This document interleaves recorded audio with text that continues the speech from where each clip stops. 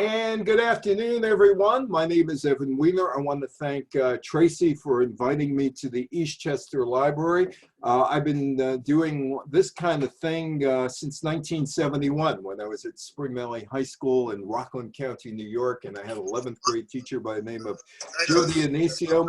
And Joe told me, I'm muting everybody again, and Joe said, "You have a good voice." And I said, thank you. And he said, how'd you like to be on radio? And I said, I want to be in the worst way. And I was. I was on WRKL radio up in Rockland County. We did a high school show called Tiger Talk. And Joe opened doors for me. I worked at the Journal News and the Bergen Record for him. We still talk 49 years later. He's still up in Orange County, and he still doesn't know my name. He called everybody student. And I see that we are getting Zoom bombed here. So hopefully that will be the end of that. Anyway, in 1978, WGRC Radio in Rockland County, I interviewed John Lindsay. And it ended up on WNEW, and I started a career on WNEW radio for about 3.5 years, stringing for them. And among the people that I spoke to, did interviews with there, Jack Kemp, Ronald Reagan, and others. The reason I mentioned WNEW, the New York Giants. Jim Gordon, my buddy, was the announcer for the New York Giants, and you might remember the Super Bowl from 1991, where the Giants won, and Gordon's words were wide right, Scott Norwood kicking the field goal. And Phil Simms was injured that year, but Phil Simms was the MVP of the 1987 game against Denver. And here he is kind of ignoring me, eating his banana, and I still ask him about that all these years later. As far as the Super Bowl is an event. It's a major event. In fact, it's a huge event in terms of security. The Super Bowl was created after Congress passed legislation which allowed the merger of the American Football League and the National Football League. The merger was tacked onto an anti-inflation bill signed into law by President Lyndon Johnson, November 8th, 1966. Now, before I get into the actual Super Bowl, the Super Bowl is a major event, and it's one of the most secured events in the United States, second only to the presidential inauguration, and the lead agency is the Secret Service. The Super Bowl is a special events assessment rating level 1 event. There are 50 agencies who have been working for the past year and a half, and actually 2.5 years in Florida, since the Super Bowl was in South Florida last year, to make sure that the event is secure. There is no word on how much it actually costs taxpayers to provide security, but the NFL does not pay a penny to help secure the event. Among the agencies involved, in addition to the Secret Service, the FBI, FEMA, TSA, Customs and Border Patrol, local police, this year of the game being in Tampa, and that means the local police, Tampa, Hillsborough County, probably Pinellas County, probably Polk County, and certainly the Florida State Troopers. Now, this is New Orleans. This is the airport in New Orleans in January of 1965, and these guys are leaving New Orleans. To the right is Butch Bird. He played defensive back with the Buffalo Bills. The guy with the fedora in the background is Earl Faison. He played with the San Diego Chargers. I'm not sure who the guy with the glasses and the fedora is with his hand over his ear. The other guy with tickets in his hand is Curtis McClinton, who played running back for the Kansas City Chiefs that year. And these guys are leaving New Orleans. They were supposed to play an all-star game in New Orleans. They never did. And this is where the saga of the Super Bowl starts. A quick background: Civil Rights Act of 1964, the Jim Crow South, New Orleans, a players' boycott, Senator Russell Long, Representative Hale Boggs' daughter, Cokie Roberts, the late Cokie Roberts was with NPR and also ABC. The Brooklyn representative, the Democrat Emanuel Seller, all part of the Super Bowl creation by accident and design. Now, 7 years ago, I gave Ron Mix a call. Ron Mix played with the American Football League with the Los Angeles San Diego Chargers from 1960 to 1969, and then with the Chargers and the Raiders in the 1970s. And I called him up. I had a reason to call him up.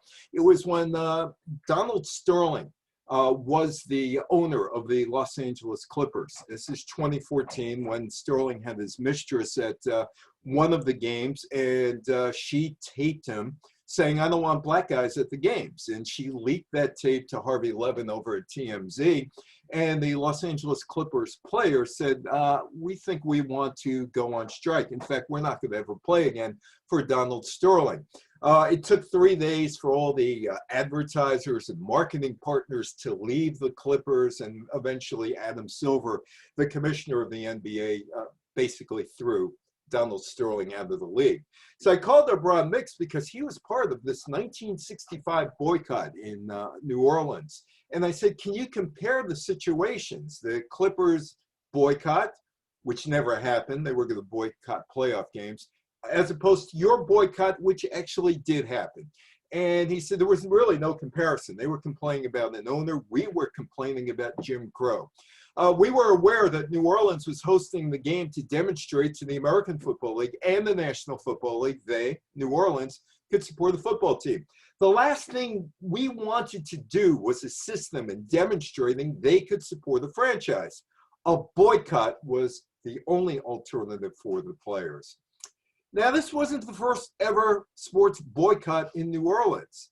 Back in the summer of 1961, Walter Beach, who had played with the Boston Patriots in 1960 and 61, decided he didn't want any part of that Green Book stuff. Staying with a family, staying in a broken down hotel, eating either at somebody's house or eating at a broken down restaurant, taking a bus across town to the other side of town. And Walter Beach, who graduated from Central Michigan University, a place where I spoke at in 1999, told Billy Sullivan, the owner of the Boston Patriots, and Mike Holovac, who is the general manager coach of the Patriots, he said, "I'm here to play football. And that's it. And I'm going to stay with my teammates. I want to play football. That's all I'm interested in." And, you know, he's talking to the other Negro players on the Patriots team at the time. He was cut by the AFL's Boston Patriots in 1961. He was labeled the troublemaker. He organized a protest among the black players against the segregated living conditions during the team's road trip for a preseason game in New Orleans. And if you know anything about football, if you're playing a Sunday game, if you say you're the Giants and Jets and you're playing in Buffalo or even New Orleans, you'll leave the day before at about 3 or 4 o'clock in the afternoon. You'll be in the hotel, go through the meetings and eat, and then just go out to the stadium the next day, play your game, go on the bus, and go home. This was a one-day boycott. Billy Sullivan decided, you know what, I don't want any part of them. Walter Beach ended up with the Cleveland Browns. He was part of the 1964 Cleveland Browns NFL championship team. In 1967, he was part of the Cleveland Summit, a group of black athletes, including Lou Alcindor, Jim Brown, and my buddy Walt Roberts, who called Muhammad Ali in to see if he was legit as a conscientious objector to the Vietnam War, to see if he was legit and if they should back him. And they felt that he was legit and they backed him. My friend Shelley Saltman, who was his promoter for 8 years, told me he was legit as well, among others. So Walter Beach stayed in the civil rights movement after being cut by the Boston Patriots. That's Cookie Gilchrist. He was a running back with the Buffalo Bills. And one of the problems that the AFL players had, the All-Stars had in New Orleans, was their inability to get a cab to go into New Orleans, because there was a custom, Jim Crow custom in New Orleans, that if you were a Negro male, Negro female, you could not get a cab. But you could take a cab if a white guy was with you. And Cookie Gilchrist's teammate, Jack Kemp, the quarterback of the Buffalo Bills and also the president of the American Football League Players Association, was with Cookie. So Cookie was able to get a cab ride into New Orleans to go to either the Hotel Roosevelt or the Fontainebleau. New Orleans. Why New Orleans? Well, the American Football League was looking to add a team, a ninth team. They felt that New Orleans was ready as a city to embrace a football team. And New Orleans leaders, the governor of Louisiana, the mayor of New Orleans, and Dave Dixon. Dave Dixon was one of the guys who founded the United States Football League in 1981. He was one of the business leaders who appealed to Lamar Hunt, who founded the AFL in 1959. Come here, come here. We'll greet you with open arms. Segregation, thing of the past. Civil rights movement passed. Jim Crow, no problem. That's ending. And we desperately want a professional football team. The NFL's passed us over for Atlanta. We think we're going to be a really good professional city for the AFL. So everything sounded good. The AFL is going to go there, play an all-star game. At halftime, the announcement, New Orleans is going to get a team for either 1965 or 1966. This all worked out. But as the old poet said, the best plans of mice and men often go awry. At the time, in 1964, the American Football League was the only league, Major League Baseball, the NFL, the NBA, and the NHL, the only league to truly embrace African-American athletes as an equal on the field with white players. The NFL had a quota. I was talking to my old buddy, Irv Cross, who used to be on the NFL Today show. I was checking in on him last March or April and asked him how he was doing with COVID and all that other stuff. And I said, I just finished a cycle of Super Bowl talks. And he said, how'd it go? I said, I think it went okay. I did bring up Walter Beach, and I brought up the quota. He said, oh, the old quota. He said, let me think about that. And he said, I broke in with the Philadelphia Eagles in 1961. He said, there was me, the two Browns, and Clarence P. Yeah, we had our four guys. You were right, four guys. Wally Triplett told me that the NFL quota for black players throughout the 50s into the 60s was 4 African-American players per team. That was it. NFL scouts went to watch players from the big-time schools and conferences. That's where they got their players for the most part. But when the AFL formed in 1959 for the 1960 season, they needed players. They went to the Canadian Football League, picked up guys like Frank Tripucka, and they picked up guys literally off the streets. And they also went to scout the traditional black colleges, historic black colleges. Grambling in Louisiana, Bethune-Cookman in Florida, Prairie View in Texas, Texas A&I, Morgan State in Maryland. Ironically, the Civil Rights Act of 1964 destroyed the historic black college football programs, as the best players could now attend the big schools: Bear Bryant in Alabama, Ole Miss, Louisiana State, Texas, Arkansas, Tennessee, North and South Carolina, Georgia, Florida, Florida State. All the best African-American players went to those colleges. It's my buddy, Abner Haynes. Abner Haynes is about 83, 84 years old. He lives in Texas now, and he said about 8, 9 years ago, hey, you know, I want to write my autobiography. You want to do it with me? I said, no, I'm not that kind of writer, right? You need a guy for the autobiography who really knows how to write an autobiography. That's not me. I'm short and it's not me. Anyway, so Abner and I sat down and we started talking, though. And we started talking about the 1965 All-Star Game. Abner was the first African-American player to play regular college football in Texas on a weekly basis, North Texas State University. He was drafted by Pittsburgh and the Dallas Texans of the American Football League, signed with Dallas. Had a lot of stories he told me about playing in the South. An awful lot of stories, which would have made an interesting book if somebody pursued it or not. And Abner told me his story down in New Orleans. He said, Lamar Hunt, the owner of the Kansas City Chiefs, the Dallas team moved to Kansas City, told him, he said, name, rank, and serial number. Abner Haynes, running back, Kansas City Chiefs. Don't say anything more when you get there. So Abner is telling me he and David Grayson get to the hotel and they are waiting for the cabs to come. Somebody contacted Kemp, Jack Kemp, at the hotel, whichever hotel, the Fontainebleau or the Roosevelt in New Orleans, and said, we're stuck here. We're stuck here. He calls Bud Adams, the owner of the Houston Oilers, Adams is on the phone with the governor of Louisiana, the mayor of New Orleans, said, what's going on here? He said, you know, we're going to be greeted with open arms. What is going on? Well, they weren't.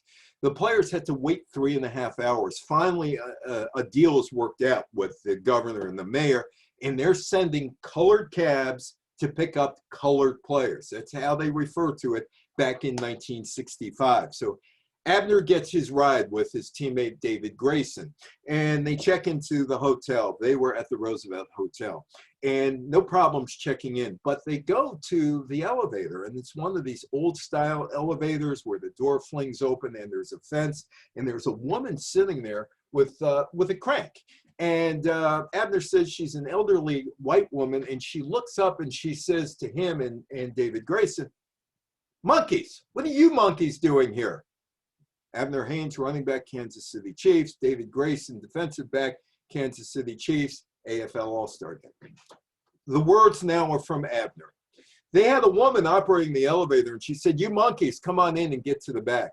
Finally, we had about 10 or 12 guys in my room. We were talking sensibly. We were going to stay together. This was just another test. Players, African-American players, were called names. Ernie Ladd, all 6'9", 315 pounds of him, San Diego Chargers, went to school in Louisiana at Grambling. He and Earl Faison and a couple of his teammates decide, hey, we're in New Orleans, we do what we do in New Orleans, which means that we go to the bars. That's what you do in New Orleans. You go on Bourbon Street. So he walks into the bar with his teammates, and there's this little guy, 5'8" guy, and he's the bouncer. And he says, I wouldn't come in here if I were you. And Ernie Ladd, I'm coming in. No. If I were you, I wouldn't come in here. I'd just keep on walking. Ernie Ladd says, I'm coming in. And the guy reaches down to his pocket and produces a gun. And he says, I told you, you shouldn't be walking in here. Ernie leaves. Earl Faison, 6'5", 285 pounds. He leaves too, with others. And the guys get back to the hotel, and they start to trade all of these stories. Again, let's go back to Abner. We had no leverage. We weren't playing for money, but we were playing for progress. Football players took the lead. I'm going to digress here because I interrupted Abner, and I said, well, what about Randolph with FDR in 1941? What about W.E.D. Du Bois? He said, yeah, that's true. And what about Rosa Parks? He said, that's true, but we took the lead. And they did because of Walter Beach in 1961. He stood up. And then Bill Russell and the Boston Celtics stood up in 1961 after Walter Beach and said they weren't playing a game in Lexington, Kentucky because Bill Russell wasn't served in a restaurant. Jim Crow rules. And that was a preseason game with the Celtics. Places like Atlanta, New Orleans, Miami, death holes. Dave Grayson couldn't get a drink at the bar. Our white teammates in New Orleans were there for us. Guys like him, Jack Kemp. Jack Kemp was the vice presidential candidate with Robert Dole on top of the ticket, 1996, for the Republican Party. This is 1979 in Spark Hill, New York. And he's laying the groundwork for his 1980 political campaign. And I'm there interviewing him. And I showed him that picture later on. And he looked at me and said, what happened to your hair? And I said, what happened to yours? You don't have that brown wig anymore. You got that white wig. There he is with his white wig with my son in 2003, the Arizona Biltmore, where he got my son his first illegal drink at the bars at Jackie 17. It's a religious ceremony. Shalom. He got him his drink. But anyway, there was Jack Kemp. Kemp was in an interesting position. He was president of the Players Association. He was also a Barry Goldwater delegate in 1964, campaigning for the Republican candidate in Western New York. And he had a political career that he wanted to accomplish, which he did. He became a congressman. He ran for president badly in 1980 and was Dole's running mate in 1996. And he put his football career on the line and his political career and political aspirations on the line for the 22 black players in New Orleans. Haynes again. One of the things we, the AFL, needed was the unity of the white and black players for our new league. When the white players, Kemp, Jerry Mays, who is our Kansas City defensive leader, 4 or 5 other guys, heard about what was happening, their characters showed, and my teammates were looking after me. This thing lasted 36 hours. That's all. Nothing from Martin Luther King. Nothing from the Southern Christian Leadership Conference. Nothing from SNCC. Nothing from any of the other civil rights movements or leaders at the time. They took it upon themselves. They squarely put their necks on the line and could have sacrificed their careers. But they left. They played the game in Houston. It was a boycott. It's a very minor boycott. In fact, it's hardly ever mentioned in the canon of the civil rights movement. However, the Pro Football Hall of Fame does have a little exhibit about these guys. New Orleans was on the outside looking in. Eventually, New Orleans would become a political pawn. The Super Bowl would rise out of the ashes of the New Orleans boycott. The solution. Well, Giants fans here, I don't mean to insult you, and I hope you don't have a bad feeling after I say this, but I knew Texas E. Schramm, the president of the Dallas Cowboys. And I know bringing the Cowboys up for Giants fans or Eagles fans or Washington fans, it's like an insult, but I knew Texas E. Schramm. He was the one that gave the Dallas Cowboys the name America's Team. No, that was Tex. Also, you counted all your fingers after you shook hands with him.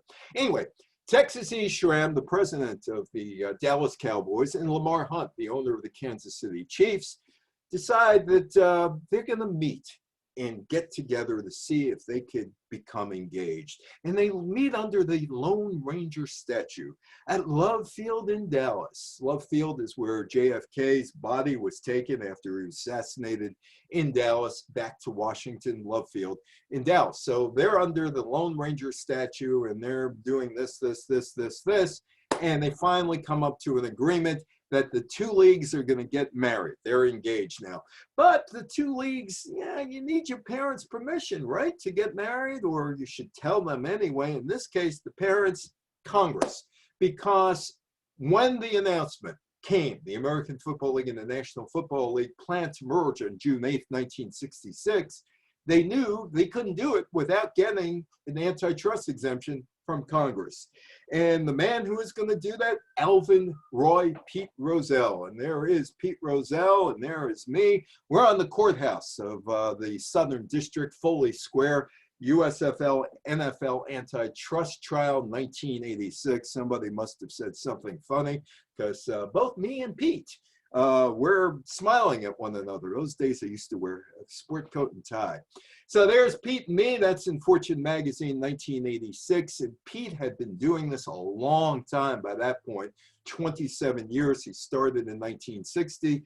But in 1966, he's an old hand around Congress. As sports commissioner is really a hardened political lobbyist. And Pete was an old hand because he had to go in 1961 and beg Congress for an antitrust exemption for television.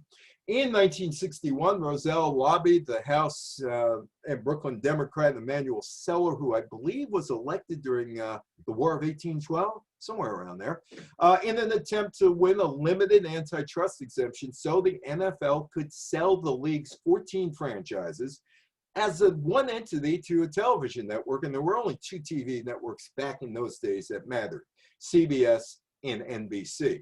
So he wanted to get a bidding war between CBS and NBC for the rights for the NFL. ABC was a minor network, and they had the AFL at that point.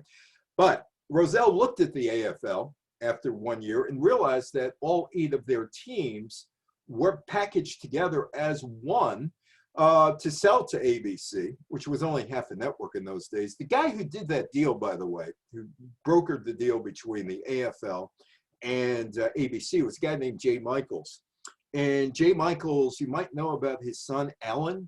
Alan Michaels is the voice of NBC Sunday Night Football. It used to be Monday Night Football at ABC. Al will not go on cable TV. It's beneath his dignity.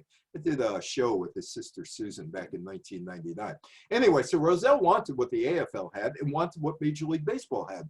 but they had a blanket antitrust exemption given to them in 1922, so they could sell by 1961 20 teams as one package to NBC. That's what Rozelle wanted. Sports Broadcast Act signed into law by John F. Kennedy on September 30th allowed the NFL to bundle the 14 franchises, sell the packages to one TV network. It was Emanuel Seller's bill in the House. He got it through in 2 days. Estes Kiefhauer up in the Senate, the Democrat from Tennessee, threw it through the Senate in a day, and it was on Kennedy's desk. The law propelled the NFL into a different economic orbit, and they had all of that promotion from CBS. These are the two of the three guys who brought you the Super Bowl. To the left, Russell Long, Democrat, Louisiana, senator, fifth most powerful senator in 1966. The guy on the right, President Lyndon B. Johnson. Rozelle's up at Capitol Hill, and he knows who he has to go to. No ifs, ands, and buts. He's got to go to Long, and he's got to go to Hale Box. And neither the Louisiana Democrat Long, who was the Senate's majority whip and chairman of the Senate Financial Committee, nor Boggs, neither one of them were very excited about this planned merger because New Orleans didn't have a team.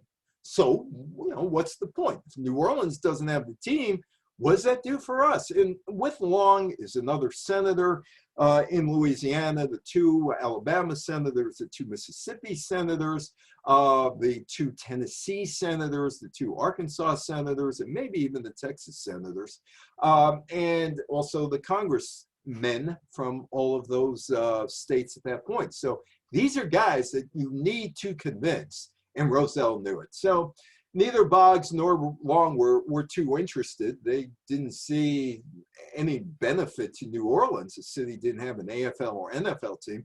And Rozelle said, we're not expanding because there aren't enough quality players to fill up more than, we don't even think there were 24 teams worth of players. So they're at an impasse.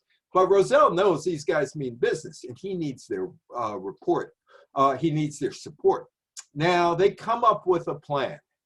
The plan is pretty simple. We don't really want 24 teams in 22 cities. So we got to get the Jets out of New York. That way, Wellington Mayor and Tim Mayer will have the market to themselves. And we got to get the Raiders out of Oakland so Morabito has the market to himself for the San Francisco 49ers in the Bay Area. Hey, we got the idea. We got the idea. We're going to move some teams around. The original thought was, well, we'll satisfy Louisiana interests this way. Jets franchise. They got Joe Namath. Hey, maybe Sonny Werblin. He used to be Elizabeth Taylor's PR guy. Maybe we can convince Sonny to move the Jets to Los Angeles, and Namath will be box office in Los Angeles. They like box office. He's popular in New York, and he's good looking, and he wants to be an actor, and he wants to do all these other things. So maybe we can move the Jets franchise to Los Angeles, and then we'll convince Daniel Reeves to move the Rams down to San Diego. They'll replace the Chargers, and then Baron Hilton. Well, he's got the hotels in New Orleans. He owns San Diego, so we'll get him to move to New Orleans, and we'll figure out what to do with the Oakland Raiders later on. We'll either move them to Seattle or Portland. We want to go in the Pacific Northwest anyway, so we'll figure that out when we get there. But Emanuel Seller was not going to have any part of this. See, Emanuel Seller's district abutted Queens, and the Jets played in Queens, and he's in Brooklyn. And there are a lot of people in Brooklyn who couldn't get tickets to Giants games. Giants games are all sold out. Who could go to Shea Stadium. And besides, there's Joe Namath at Shea Stadium. And they could take the subway, or they could take a bus, or they could take their car, 10,000-seat parking lot. So he kind of tells Pete Rozelle, I don't think so. I don't think so. And besides, remember how I helped you out in 1961? I could undo that. If you push me, I'll undo that. And Rozelle got the message, and he agreed with Seller and the short Seller. No, we're not moving the Jets to Los Angeles. We'll figure something else out. Seller said no teams could be moved because of the merger until 1970, and only two teams would qualify because they had stadiums under 50,000, Chicago and Minnesota. and Chicago Bears and George Halas were not leaving Chicago. New Orleans. I was at Mardi Gras a couple of years ago. Screwed that. The fire truck crew, 2019, hot nuts, and the guy wearing a referee's uniform with a picture of a New Orleans Saints player being interfered by a Los Angeles Rams player in the NFC Championship, and he feels that this guy and a lot of people in New Orleans, and they love their football team in New Orleans, were jobbed out of going to the Super Bowl because of a bad call. New Orleans, they're going to get a team. Rozelle and the NFL owners relented. They figured out, hey, we probably have enough talent for a 2015. And they work out a deal with Boggs, includes placing a team in New Orleans. Congress approved the NFL-AFL merger, giving the two competitors an antitrust exemption. The NFL said, we'll expand to New Orleans within 10 days. And that was added as a rider to an anti-inflation tax bill, because if you're in the Senate and the Congress, you're not going to sit there saying, you know what? I am going to vote for inflation. I really want to vote for inflation. This was a no-brainer, and this is on the back of an anti-inflation bill. 10 days passed, but that's Halloween, 1966. So it's a better time to do it on All Saints Day, and that's what it was. One of the fathers of the Super Bowl, Hale Boggs. The NFL awarded its 16th franchise to New Orleans November 1st, 1966, All Saints Day. Lyndon Johnson signs the bill into law November 8th, 1966. If you ever go to the Pro Football Hall of Fame in Canton, Ohio, you could see that. A pen. Public Law 89-800. The Suspension of Credit Act, which carried a rider proving the merger of the National Football League and the American Football League. They probably have taken the ink out of there, but that's the pen that creates the Super Bowl. Oh, it's all about money, the NFL. The NFL, cash on the barrelhead. Nobody runs, nobody talks. The league picks up $800 million in an expansion fee from John Mecum, who is the New Orleans owner. That's split between the 15 NFL owners. It's about $470,000 an owner. Additionally, David, Sonny, as in Money Werblin, Leon Hess, along with Phil Island and others, part of the Jet Syndicate, have to give Wellington Mara and Tim Mara $10 million for invading New York. And they didn't even invade New York. It was Harry Wismer back in 1959 when he had the Titans of the AFL play at the Polo Grounds. And the Oakland Raiders Wayne Valley hands over $8 million to San Francisco 49ers. Both AFL teams invaded NFL territories. Neither Werblin nor Valley voted for the merger. They felt the AFL could go on its own without a problem. The AFL also agreed to pay the NFL the $7.5 million it received from the Cincinnati expansion fee for 1968. So you add that all up, that's $15.5 million. Divided by 15 or 16 owners, figure $1 million per owner. And then Wellington Mara and Tim Mara get $11 million, and the San Francisco 49ers guys get $9 million for doing nothing, just expanding their league. They did nothing, and they got all this money. Now, here's a question you could ask and win some money, and I'll give you 5 seconds to answer it. Did Vince Lombardi ever win a Super Bowl? Yes or no? Or 2 Super Bowls? I'll give you 5 seconds. Time's up. I don't want to pay Merv any money. The answer is Vince Lombardi never won a Super Bowl. How's that? Well, Vince Lombardi, the games he played in, the American Football League, National Football League, World Championship game, it was not known as the Super Bowl until 1969. Now, I always wondered about this expression, and if you're my age, you know this expression rather well. Mickey Mouse, that's a Mickey Mouse thing. Second rate, yeah, like cut rate. Wasn't very good.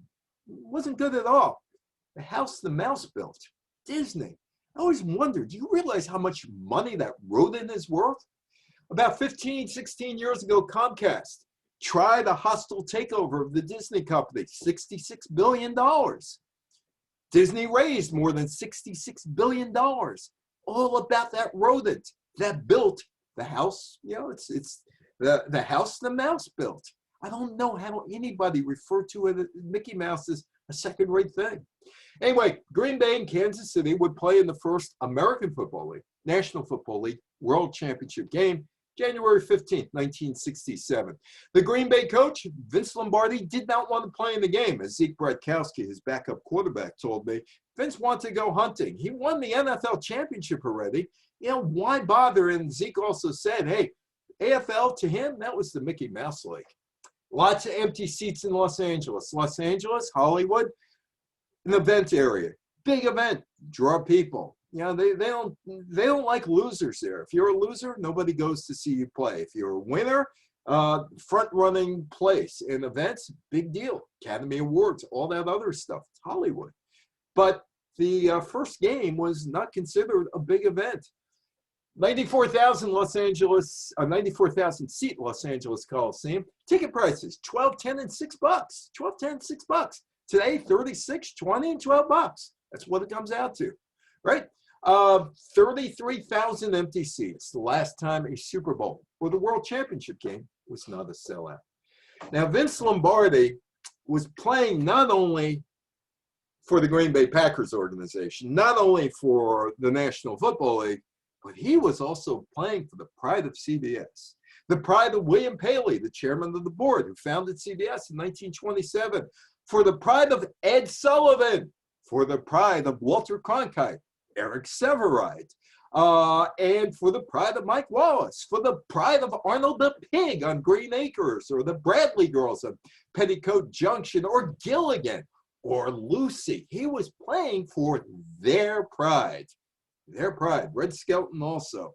The first game of Mickey Mouse 2 was played January 15th of 67, 26 days after the final approval of the merger between the National Football League and the American Football League. CBS and NBC televised it using the same television feed, different announcers, different advertisers. The CBS chairman, Paley, leaned on Lombardi. He's coaching for CBS's pride. Unfortunately, it wasn't that big an event, at least in network television. It went the way that Shari Lewis and Lamb Chop went. It was erased. Unfortunately, neither the Super Bowl nor Shari Lewis and Lamb Chop shows are around anymore. Both networks erased the tape of the game, and no complete copies have surfaced in the past 54 years. The NFL has put out a $10 million reward. Anybody, no questions asked. No questions asked at all. All we want is the game. Now, the NFL and others looking for the game felt that, well, the game was cycled out to armed forces, TV, and radio. And maybe somebody in Vietnam, maybe somebody in Korea, maybe somebody in the Philippines, maybe somebody in Germany decided, you know, we don't have to return this necessarily. We could stick it in our duffel bag and we'll take it home with us. We'll throw it up in the attic and nobody will know the difference. But nobody apparently did that. Or 54 years going back, none of the kids or grandkids ever found any tapes. The game does exist. Pieces of video, pieces of NFL film, and the radio broadcast of the game. You could see the whole game if you wanted to. But the game that NBC and CBS did doesn't exist. Shari Lewis's tapes were taped over for the Republican and Democratic conventions. And who knows, maybe these were taped over for Password or Hollywood Squares. It's possible. Meanwhile, Frank Gifford, Jerry Kramer. I keep all of my interviews. I have thousands of interviews all on this thing. And disk and whatever technology comes after that. So in 1988, I'm talking to Jerry Kramer, who was a guard with the Green Bay Packers, finally in the Pro Football Hall of Fame. And we're talking about that first game and the old man, as he called him, Vince Lombardi. And he said, I was talking to Frank Gifford years ago, and he mentioned that he announced that first Super Bowl. Gifford said he was fairly cool, fairly calm, relaxed. He went over to put his arm on Vince's shoulder, and Lombardi was shaking like a leaf. Now, if you know the history of Frank and Vince, you would know that Frank was Vince's favorite player of all time. Vince was his coach, the offensive coordinator coach with the New York Giants in the 1950s before going to Green Bay in 1959. Gifford said, that really made me nervous. Gifford, of course, was a CBS announcer, represented the NFL. and Lombardi, not the other way around. When Gifford played for Lombardi's pride, this time Lombardi is playing for the pride of Frank Gifford. Money, money, money talks. David Sarnoff over at NBC. He gave the AFL the money needed to sign people like Joe Namath with a big contract for the 1965 season. CBS and NBC charged $42,000 for a 30-second spot. The two networks paid $9.5 million to televise the game. The leagues couldn't even agree on which ball to use. Green Bay was on offense. They used the Wilson Duke football, the Duke, named after Wellington Mara. Wellington Mara, who was named after the Duke of Wellington. When Kansas City had the ball, they used the AFL-sanctioned Spalding J5 name. It was more than just that. It was Ford Auto Company. Ford Auto Company owned the Detroit Lions. They were also a major sponsor on CBS, and when Pete Rozelle lived in Harrison, every day a Ford station wagon with a driver would pick him up and drive him into Midtown Manhattan while he was commissioner of the NFL from 1960 to 1989. Chrysler, two of the big three. Chrysler was the big money behind the NBC telecasts. It was CBS against NBC. This is an old wound going back to 1948 when Bill Paley got Jack Benny from CBS Radio and got Burns and Allen and a few others, get them over to CBS. And David Sarnoff over at NBC never forgave Paley for basically cherry-picking his best people and bringing them over to CBS Radio. It was the NFL establishment sports writers like Tex Ball of Sports Illustrated, who could not find one good thing to ever write about the American Football League, against the announcer for NBC, Kurt Gowdy, the Boston Red Sox announcer, the baseball game of the week announcer, who was the American Football League announcer. It just wasn't a game. It was a war between businesses. But that all subsided, as Tex Schramm told me. Tex exaggerated a lot when he talked, and I'll give you an example after that. The Super Bowl kind of put the icing on the cake, and the interest in the National Football League kept rolling until it was the most popular spectator sport in the United States. The thing was, the Super Bowl was played on January 15th, 1967. The Harris poll that came out in 1965 had football ahead of baseball in 1965. Tex was a little off. The Super Bowl name, well, some people, it wasn't some people, it's one person, Al Davis, who was the general managing partner of the Oakland Raiders. Some people began calling the American Football League, National Football League World Championship game the Super Bowl in 1968. No one could think of a proper name. The NFL commissioner, we were talking one day, said he thought Lamar Hunt's idea of calling it the Super Bowl was corny. And I looked at Rozelle. This is about 1984, 1985. I said, corny? He said, yeah, corny. Corny? I haven't heard anybody use that expression in 20 years. And he said, well, you know, it was Super Bowl, super duper, razzle dazzle, all that other stuff. It sounded corny. I said, you really were born in 1926. But nobody had a better idea. In a July 25th, 1966 letter to Rozelle, Hunt wrote, I have kiddingly called it the Super Bowl, which obviously can be approved upon. Or could it? Now, it was, Lamar and I talked in the late 1990s. I think it was in Palm Springs. Anyway, it was one of the spur-of-the-moment things. No one ever said, what are we going to call it? It was one of those things that just came out of the mouth. It was not too inspired. Or was it? Let's think about this. It's 1966.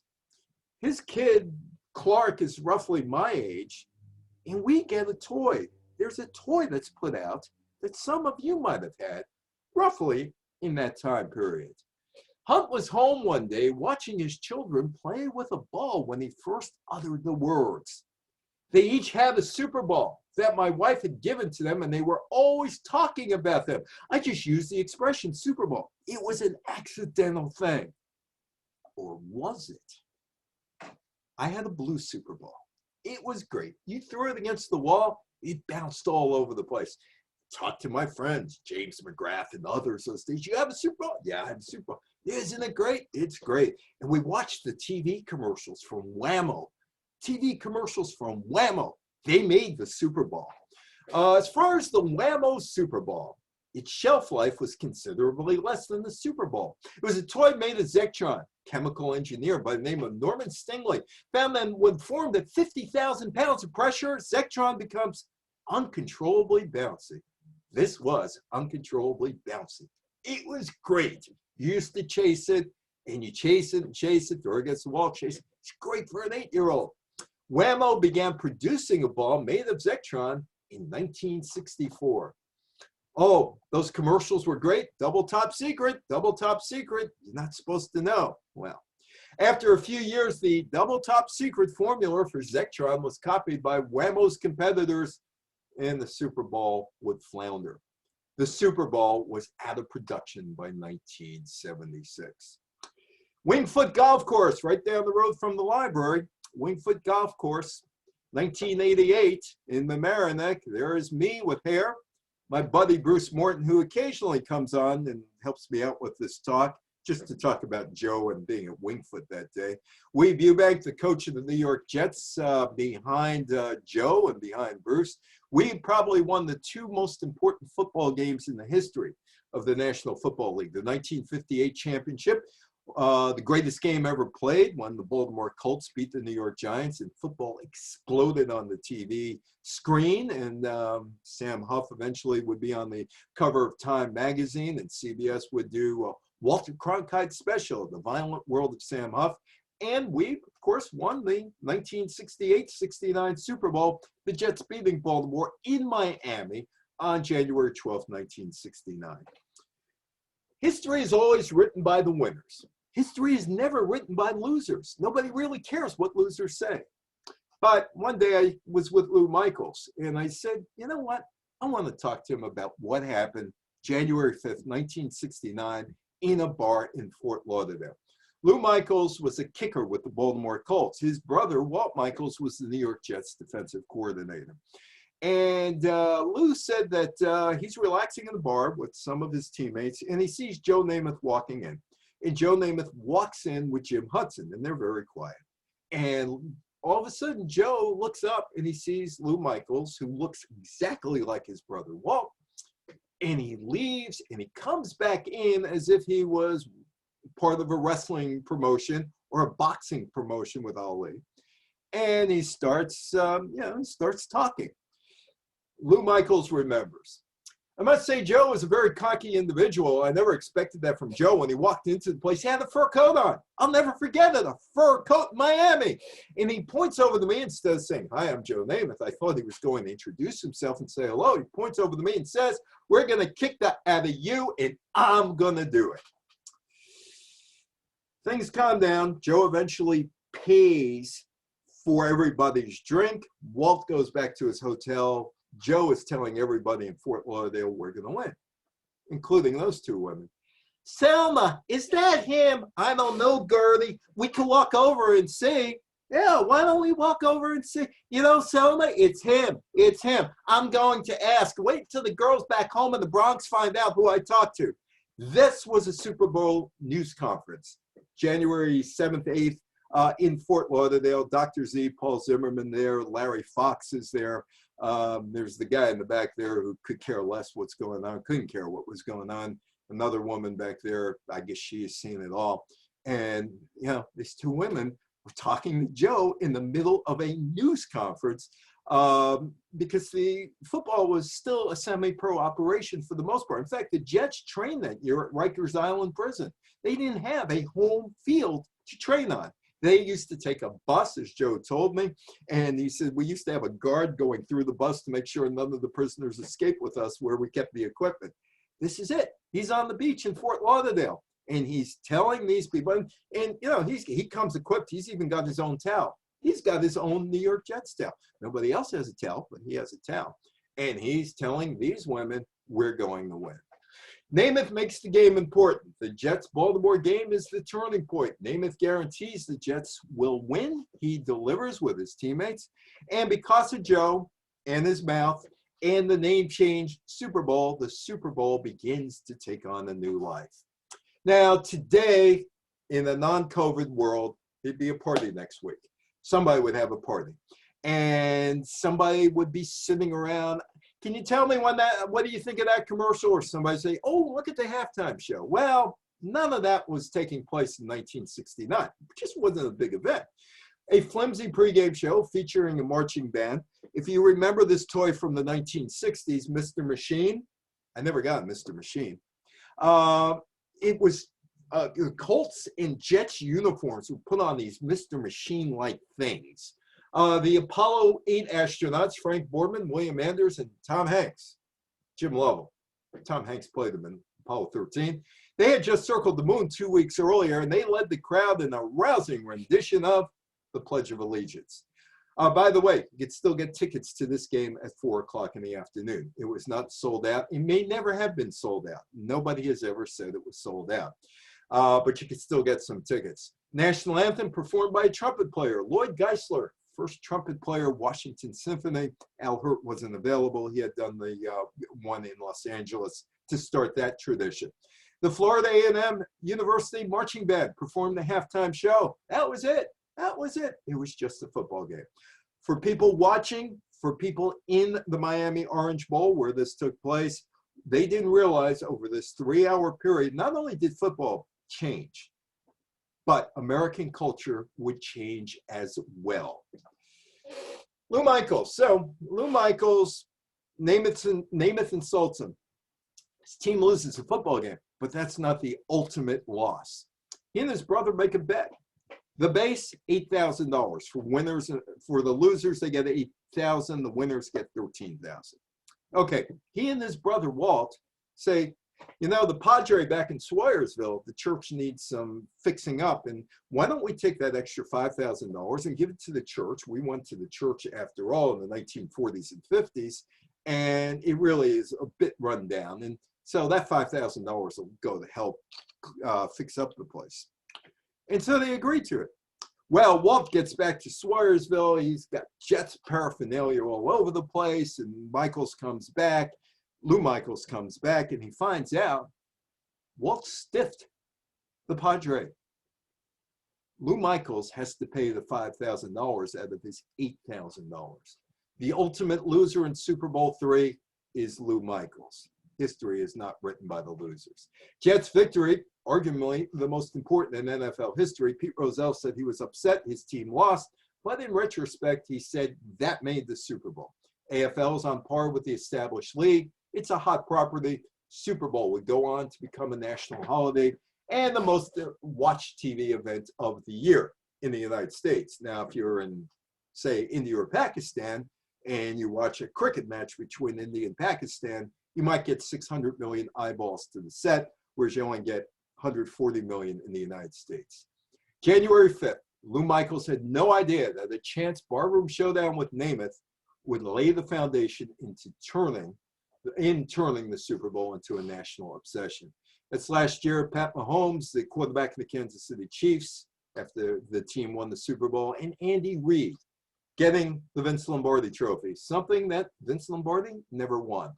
After Lombardi died in 1970, the league named the Super Bowl trophy after him, the Green Bay and Washington coach. Of course, there is the Vince Lombardi rest stop, not far from his Englewood home on the New Jersey Turnpike, pretty close to the George Washington Bridge. What you probably don't know about Vince Lombardi, and I'm in a book called Lombardi's Left End, where I read all about this. A guy by the name of Royce Broyles wrote it and got some quotes out of me because I did something with Herb Adderley years ago, the Green Bay defensive back. Probably what you don't know about Lombardi, he was a civil rights pioneer. He brought Emlyn Tonnell from the New York Giants to integrate Green Bay in 1959, the community. By 1967, his team had 13 black athletes, including All-Pros Willie Davis, Willie Wood, Dave Robinson, Herb Adderley, and Bob Jeter. Lombardi was Sicilian. He had a dark complexion. He felt that dark complexion kept him from getting a head coaching job in the NFL in the 1950s. He was once asked to leave a restaurant because they thought he was African-American with his dark complexion. He also had gay players on his teams in Green Bay and Washington, told his players, I don't want to hear anything about it. His brother Tom, who is a priest, was gay. That's the Queen Mary, and behind there is a Princess cruise ship that I spoke on. This is 2015, and I decided to take a picture of the Queen Mary because the Queen Mary has a big role in the law of the Super Bowl, folk law of the Super Bowl, because it was there the first big party was held. My friend Shelley Saltman, the late Shelley Saltman, who promoted the Bobby Riggs, Billie Jean King, Battle of the Sexes, was Ali's promoter from 71 to 79, and was Evel Knievel's promoter and got beaten up by Evel Knievel. He passed away 2 years ago. His last best day, he said, on earth was in Westchester County with me, which was nice. He was from California. Anyway, Super Bowl takes on a new personality with Super Bowl VII. There's a party on the Queen Mary, and as Shelley told me, Dean Martin's there, all these people, whoever was anybody in Hollywood who happened to be around for the Super Bowl was on the Queen Mary in Long Beach, San Pedro. It was the big social event, January 1973. It begins the new era, parties surrounding the game, because people say, if they can have a party, why can't we have a party? And it is party time. And I worked with that guy in the middle, John Madden, for 15 years. It's my buddy Dennis Steele to his left and me. We're at Sync Sound Studio in 1998. And I'm going to transform into Madden here for a second because it is party time. And you know, when you go to Super Bowl, hey, you got to have your burgers and you got to have your wings and you got to have your dogs. And let's see, any rye bread there? Oh, we need some rye bread because there's ketchup and mustard. And if I want my favorite sandwich, which is the ketchup and mustard sandwich on rye, you need some rye bread. And somebody get me some rye bread. You got the cups. That means you got alcohol or regular drink there. You got dip. And you got popcorn. Yeah, we're all set. We're all set. It's good. It's party time. I'd have the telestrator, but I don't have the telestrator. Every community in America is touched by the Super Bowl. Stores sell big screen TVs. My wife said that she had the Costco ad for this week, and she's looking. She said, hey, they're selling big screen TVs for the big game, and they're not using the word Super Bowl. I said, because if they are, they'll get sued. The NFL is very protective of Super Bowl name. Supermarkets have super sales, or big game sales. The Beer Institute, Lori Levy and I years ago met up in White Plains, as a matter of fact. She is a lobbyist for the Beer Institute, and she pointed out to me how big a party day the Super Bowl really is. Second biggest food consumption day of the year behind Thanksgiving. Costco this week. That's what you can get this week, the big screen TVs, 84, 72 inches. Hey, the bigger the better, because you could see everything, and it's a better seat than being in the stadium because you're seeing stuff coming out of guys' noses, which you wouldn't be able to in the upper deck at any stadium. According to the National Electronic Dealers Association, sales of large screen TVs increased 500% during Super Bowl week because the event increases the demand for television sets to watch the big game. Probably more Amazon this week than Costco. Beer here, beer here. The Beer Institute has data that suggests the Super Bowl is one of the 7th biggest days of the year in terms of sales, only behind Thanksgiving, Christmas, New Year's Eve, 4th of July, and that is variable. Some years it's more. Also, it's surpassed New Year's Eve as a big party day. Newspaper sections do have Super Bowl specials. The reason why, they're editorial with some advertising thrown in, so you could use the Super Bowl name for editorial.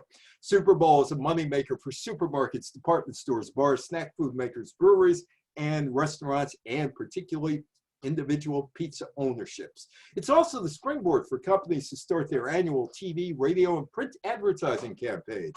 The actual game, second place is a news event. NFL, they got the football fans. They want non-football fans in front of the TV. Reading commercials becomes a major part of this entertainment package. Years ago, about 30 years ago, maybe a little more, I went to, I believe it was Smith and Walensky, and watched 40 minutes of football commercials, because about 30 years ago, the commercials really became a big deal because of this commercial. Done in Mount Vernon at the stadium that's been knocked down. It's Mean Joe Green and the kid with the Coca-Cola, who authors Mean Joe Green, the Coca-Cola. Still, after all these years, 42 years later, still the most popular football commercial selling a product of all time. Oh yeah, him, Joe. Joe, after the Super Bowl, had his own show with Dick Schaap and Louisa Moritz, the Joe Namath Show. He did a movie with Raquel Welch, did a Noxzema commercial with Farrah Fawcett. Eventually, a friend of mine by the name of Paul did a show with him down in the Claridge Hotel. The bells are ringing. He loved the bells are ringing. And Joe couldn't even get around all that much. Joe said, to Paul, he said, you know, when I slow down, just give me a little nudge and I'll get going again, because his knees were so bad. I had some women who said to me, we know what Joe looked like back in the day. Can you show us a picture of his legs? I said, he's 74 years old now. His knees are shot. You don't really want to see him. No, from years ago. And I did. And they were very happy looking at that picture of Joe in his pantyhose and his shorts. And Joe today. I'm happy I called. Medicare Coverage Helpline. I just saw Joe on TV yesterday. Jimmy Walsh still has him out there pitching products, and he's happy he called. Joe with this pandemic. There is Joe. Some of the best of the commercials: Mean Joe Green, the Coke commercial, the Apple sledgehammer for computers, Pepsi, the Coke guy takes a Pepsi in 86, 88 Tabasco sauce, mosquitoes, and 88 3D Doritos, 2003 Clydesdale. Budweiser is not advertising in this year's Super Bowl. Instead, the money is going to COVID-19 education and helping people to get the vaccine. They are missing from this year's Super Bowl. 2003, Reebok, Terry Tate, office linebacker, and 2010, when Betty White was a mere child of 88 with Abe Vigoda, that Snickers commercial. Betty just celebrated her 99th birthday the other day. The politics of the Super Bowl is a big deal. 1988, the Phoenix Cardinals, Tempe, Arizona, their first year at Sun Devil Stadium in Tempe after moving from St. Louis. Bill Bidwell taking an offer to move his Cardinals to Tempe. And he moves there in the middle of a massive political debate. The NFL owners would award Bidwell's Phoenix Cardinals the 1993 Super Bowl in an effort to boost sagging attendance. Had a problem in 88, 89, and 90 with people buying tickets. But there's a problem with that Super Bowl. It goes back to Martin Luther King Day. Ronald Reagan makes the holiday during his term. In 1986, Bruce Babbitt, the governor of Arizona, signs on to the holiday. But Evan Meacham comes in 1987 and said Babbitt did not have the right to do so. And besides, we have too many state and federal holidays. The Bidwell took his team the next year there, and he's put right in the middle of this. MLK and the big game. He never saw a Super Bowl. The performer Stevie Wonder and other acts said that they would boycott performing in Arizona. Convention planners also bypassed the state, and the NFL is in the middle of this thing. And they figure, okay, we will give Bill the Super Bowl and maybe push people into supporting the holiday. 1989, the Arizona State Legislature passed legislation to create a state holiday honoring King, but opponents managed to get enough signatures on petitions to get voters in the state to decide whether or not to honor King in November of 1990. Arizona voters overturned the legislature's decision and pulled the Super Bowl 27 from Tempe, moved it to the Rose Bowl in Pasadena. 1992, Phoenix area and Arizona voters said yes to the holiday after the NFL said, we're going to give you a do-over. You say yes, we'll give you the game again. Next one time it's available is 1996. Presidential election, Clinton, Bush, and Perot, a lot of voters, and they said yes, and Martin Luther King Day became a holiday in Arizona. The anthem, 1991, Tampa, Scott Norwood, wide right. Question, you could answer this if you want or not. Was this anthem by Whitney Houston, if you remember it, all anthems are judged by this, was it real or was it on tape? Okay, I'll give you the answer. Jim Steig, an old buddy of mine, in January of 1991, our Super Bowl pregame activities coordinator, Bob Best, produced a recording of the Florida Orchestra for the national anthem producer, Ricky Minor. A week later, Minor flew to Los Angeles Whitney recorded the vocal track. It was done in one take. Janet Jackson, Justin Timberlake, and Saving Private Ryan. Now, this is the 2004 Super Bowl, Houston. Nobody remembers New England beat Carolina 32-29. In fact, nobody remembered that 7 weeks later, I was up at Ithaca College giving a talk to sports business management people, and they forgot it. They totally forgot it. Anyway, Janet Jackson's costume malfunction at halftime of the 2004 game causes a political football, changes how TV and radio present programming. ABC's showing of Saving Private Ryan on Easter Sunday 2004 is impacted. After the Super Bowl incident, Michael Powell and the FCC dug in and started to go after other areas. By October 2004, Powell and his FCC colleagues started thinking, maybe a hockey game shouldn't be shown between 6 a.m. and 10 p.m. daily because there's fights, forgetting that there's a fight, or at least 5 fights at every play during a football game. The FCC acted. It was Republican-led. George Bush was the president, George W. Bush, and who's ever in office, whatever party's in office, controls the FCC. Justin Timberlake grabbed Jackson in the dance routine, accidentally forcing open her dress, which revealed one of her breasts. For 9/16 of a second, it would leave an impression. 9/16 of a second is faster than the eye can see. So how did this happen? Very simple. The days of AOL instant messaging, Yahoo messaging, whatever Hotmail had in those days. And people start saying, hey, did you see what I saw? What'd you see? Well, in the halftime show, something happened. Well, what happened? You got TiVo. Yeah, I got TiVo. Well, go back to the halftime show. I went back to the halftime show. Slow it down, slow it down, slow it down, slow it down, slow it down. So, look, oh no. And it catches on like wildfire in terms of social media. And by the end of the game, people are screaming and yelling at Viacom and CBS and the Viacom MTV unit about something indecent. Within 15 hours, politicians gathered on the steps of the Capitol, pointing a finger at Jackson, not Timberlake, Jackson, and CBS for promoting something immoral. The hammer came down on CBS. The Republican-led FCC majority got involved, fined Viacom CBS $550,000, changed indecency rules. Nothing is live anymore. Viacom CBS fought the fines for 7 years. They would win, spend more money on lawyer fees, get back their $550,000, but the damage was done. Saving Private Ryan, the Steven Spielberg film, Tom Hanks, Saving Private Ryan, Edward Burns, Matt Damon, Tom Sizemore. The mission is a man.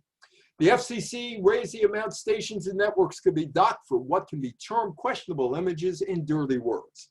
2004, television stations were scared off by the prospects of fines. 66 ABC TV affiliates did not show the movie, Saving Private Ryan because of foul language concerns. The stations didn't want to risk a fine. Most of the stations were in the South.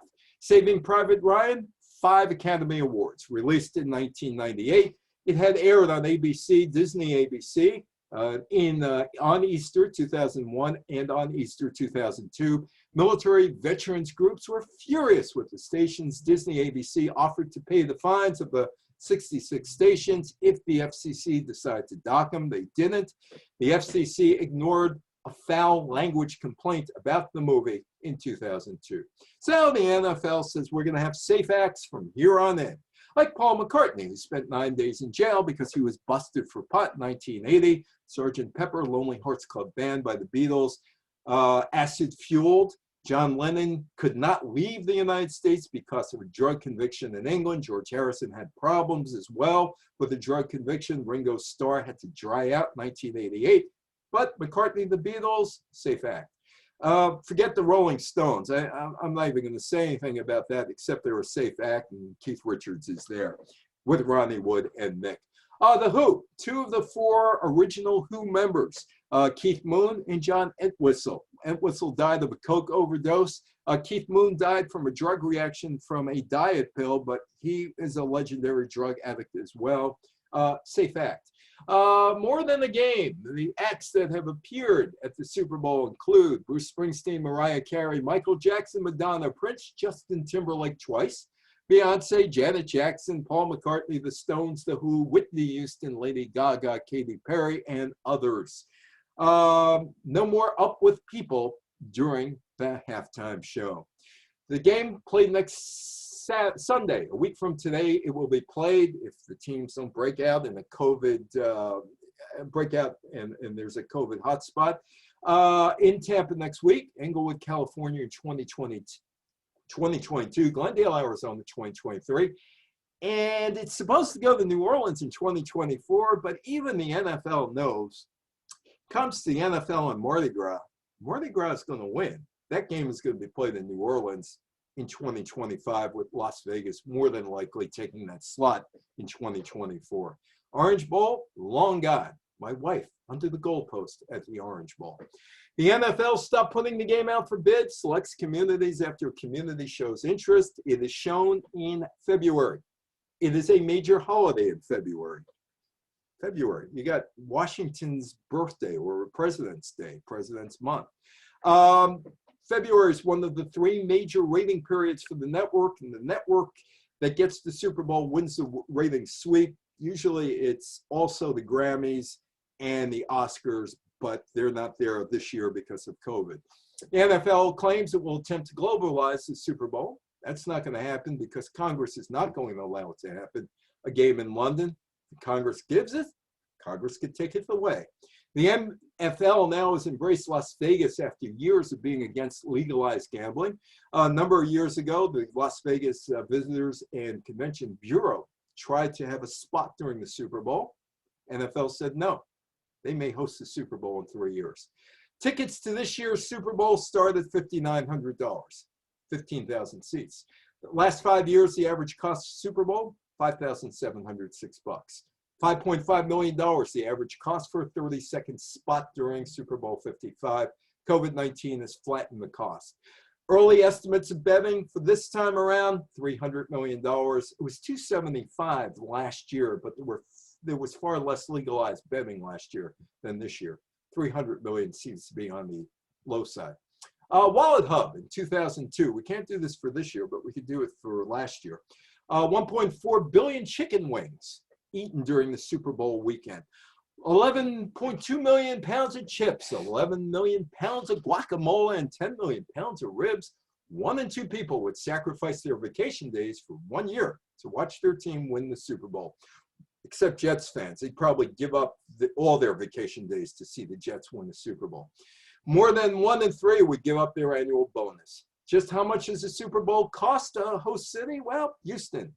Channel 13 in Houston 4 years ago wanted to see if there was a $300 million economic impact to the game. They never answered that question, but they answered another question.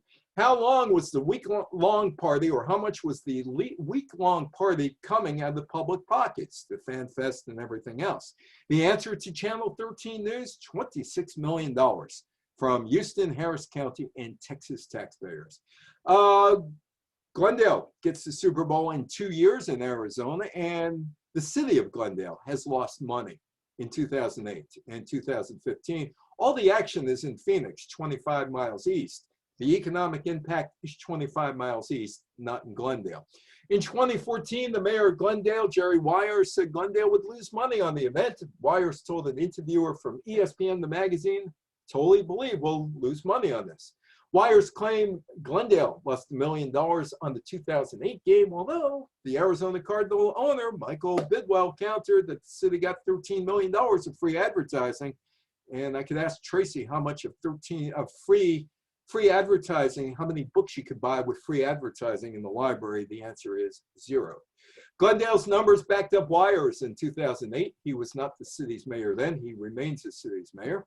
Glendale spent a bit more than $3 million city services, got back slightly $1 million in taxes from various spending at places including hotels, motels, restaurants, car rental agencies. The cities actually don't bid. It's a bid committee of political leaders and business leaders that bid on the Super Bowl. Another loss, Indianapolis. They lost $1 million, but hey, they got $1 million of free publicity. That was Indianapolis. Fans do go with money. I mean, they may not wear shirts, they may not have money to afford a shirt, but they do go with money to the game. And there are some people that make money. Some of the Super Bowl goers spend money at hotels, motels, car rental agencies, but if those places aren't locally owned, Super Bowl rate hikes do not stay in the host city. They go to the home office. The home office generally isn't in the city that hosts the Super Bowl. So those rate hikes, everything else, the local hotel keeps X amount of dollars with the rest going back to a home office, and all the rate hikes go back to the home office. And it's the same with restaurants that are not locally owned.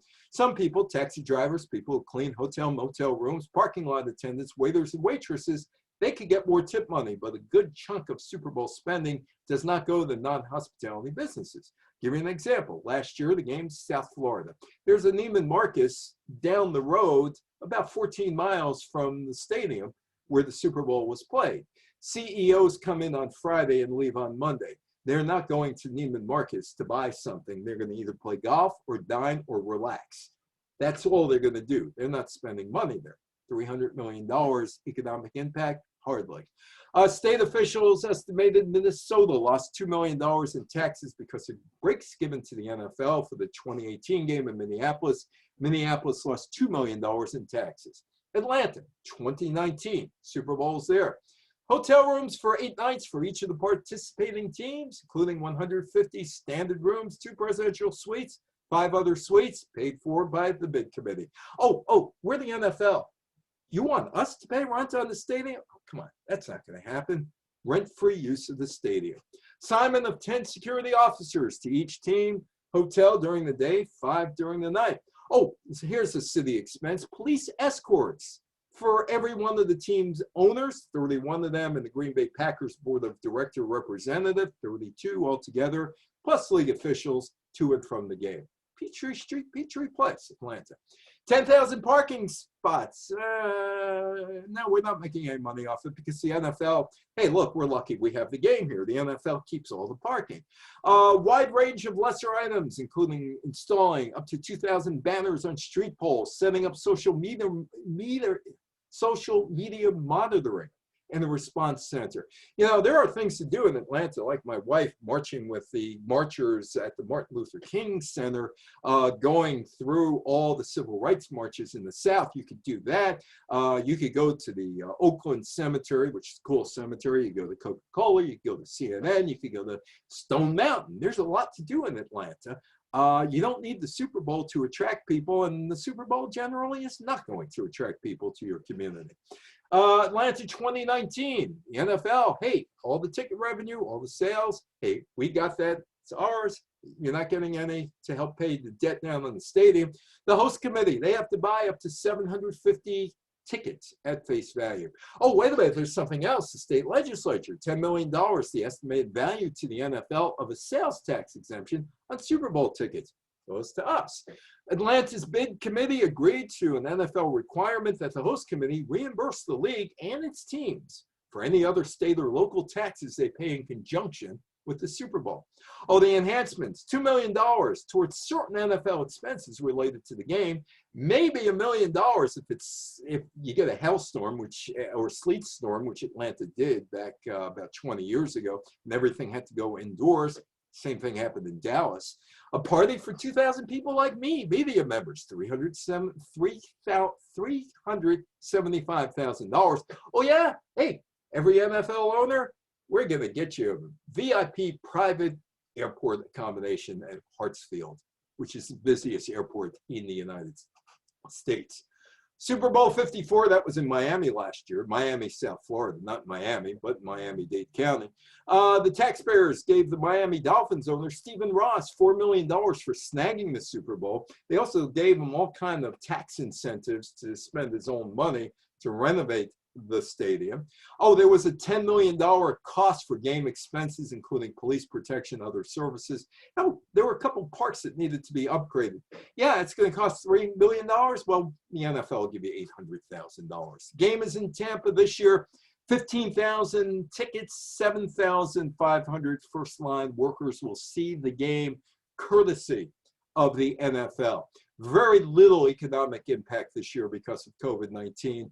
none out of the immediate impact area, which means none going to Pinellas County, none going to Polk County, which is Winter Haven and Lakeland. To the east, Polk County hotels, motels saw a big demand before the 2001-2009 Super Bowls in Tampa. That's not going to happen this year. Among the perks that probably were given to people in Tampa, as they are everywhere else, free parking, presidential suites, outings at local golf courses. That's just the beginning of what a potential host city has to promise the NFL, hoping to land the Super Bowl.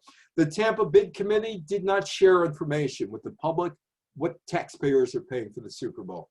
Me in Tampa 3 years ago now, as you can see, there's some construction back there, and the construction included many more hotels going into downtown Tampa.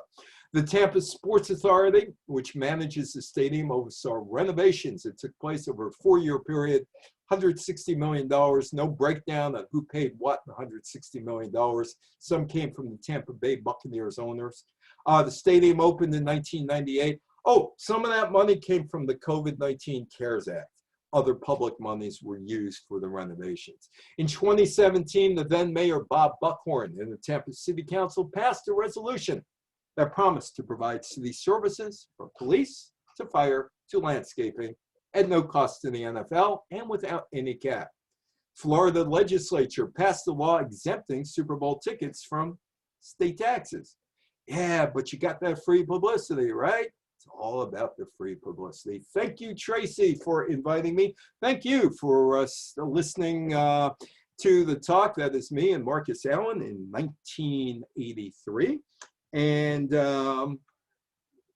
anybody have any questions or comments about the talk here? Thank you, thank you, thank you. Thank you, George. I'm going to take down the screen sharing here. We could stop that so I could, and I'm going to end the recording as well here. Let me just do that. Okay, the recording. Any questions, any comments?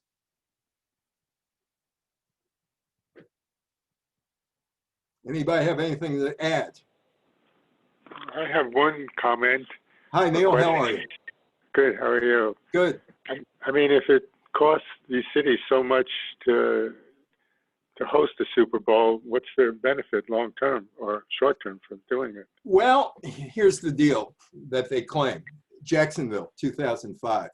If we get enough CEOs to come and they can play golf and look around Jacksonville, they'll move their parts of their company to Jacksonville. Guess what? Never happened in Jacksonville. People don't move their businesses to cities because they're sports teams there. Anybody else? I learned a great deal that I Thank you, didn't know. Dorothy. Thank you, Dorothy. I had no idea that all of these services were provided free of charge, except it just cost the taxpayers. Yeah, that's how it is. But that's how it is with the Olympics. That's how it is with big events, whether it's World Cup soccer or it's the Olympics or the Super Bowl. Cities bid on it, and they often lose a lot of money on it. And I learned something. So thank you. Thank you, Dorothy. But you know, they lose a lot of money on it, but they, you know, just think of the prestige. It's all about prestige. Evan. Yes. Early in your presentation, yeah, those players at the AFL All-Star game in New Orleans, those players, those African-American players, am I correct? They did not participate in the game? They did in Houston. They moved the game out of New Orleans. Very good. They boycotted the New Orleans game. Thank you. And New Orleans that's the New Orleans history. Thank you. Okay, thank you, Jim. Excellent presentation. Thank you. Anybody else? Well, I am going to leave you. I got one more story though that, I'm off screen share, so I can't do that. But I want to thank everybody for attending, and thank you, Tracy and Kate, for inviting me. And except for George. George still here, or George leave? Anyway, stay safe in the snow. Stay safe for COVID-19. And thank you, Tracy. Thank you, Kate, for inviting me. And somewhere we'll see you down the road, I hope. And thank you, Paul. What is my most memorable game? I don't have a most memorable game. I can tell you stories about John Madden. That's memorable. In fact, I was with John one day, and I said, I just watched you on NFL Films, and you're wearing a tie. I said, do you know how to knot a tie? Because it looks like you got a noose around your neck. And he looks at me, I wore a tie for discipline. I said, you wore a tie for discipline? He said, yeah, I wouldn't lose my temper if I wore a tie. He said, they could have hung, Jim Otto could have hung you like that. I said to him, you look like you're at the gallows.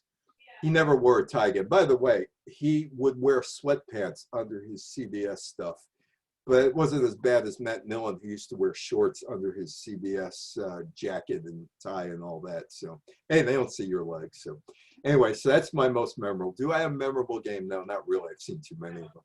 So anyway, thanks everybody. And thank you. Thank you. Hopefully we'll see you down the line. Take care. Bye-bye. Thank you. Bye-bye.